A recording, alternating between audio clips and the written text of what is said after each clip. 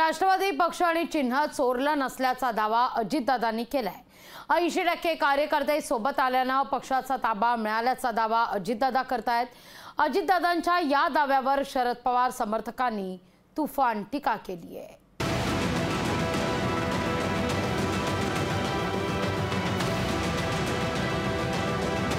आज 80% लोक त्याच्याबरोबर म्हणून निवडणूक आयोगाने पक्षाने चिन्ह त्यांना दिलेलं आहे।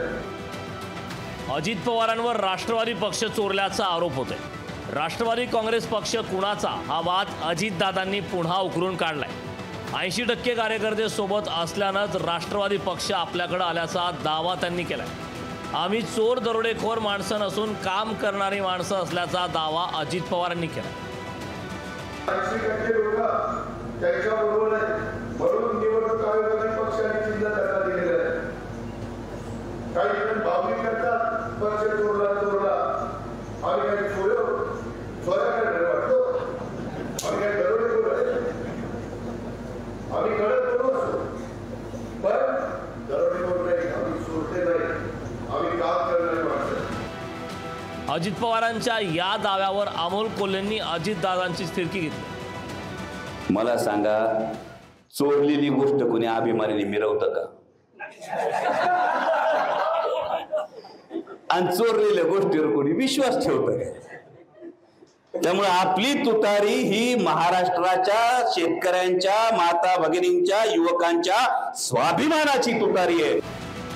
शरद पवारांनी वेगळा पक्ष काढला, अजित पवारांसारखं निशाणी चोरली नाही असा टोला जितेंद्र आव्हाडांनी लगावला। तुम्ही गद्दारीच केली तेव्हा आम्ही दरोडेखोर आहोत का, आम्ही चोरटे आहोत का? वाद स्वतःच्या कर्तृत्वावर माणूस उभा राहतो। जेव्हा जेव्हा साहेबांनी बंड केलं तेव्हा साहेबांनी स्वतःची निशाणी घेऊन महाराष्ट्रात आमदार लढवले। असे निशाण्या चोरून नाही आणले एकमेकीतनं। अजितदादांनी पक्ष चोरल्याचा मुद्दा उगाचच काढला की काय असा प्रश्न निर्माण झालाय। घड्याळ हे पक्षचिन्ह आणि राष्ट्रवादीच्या मुद्द्यावरून त्यांना आता टोकाची टीका सहन करावी लागणार आहे। ठाण्यातून शुभम कोळी, साईदीप ढोबळेसह विकास कोखरे, लोकशाही मराठी, बारामती।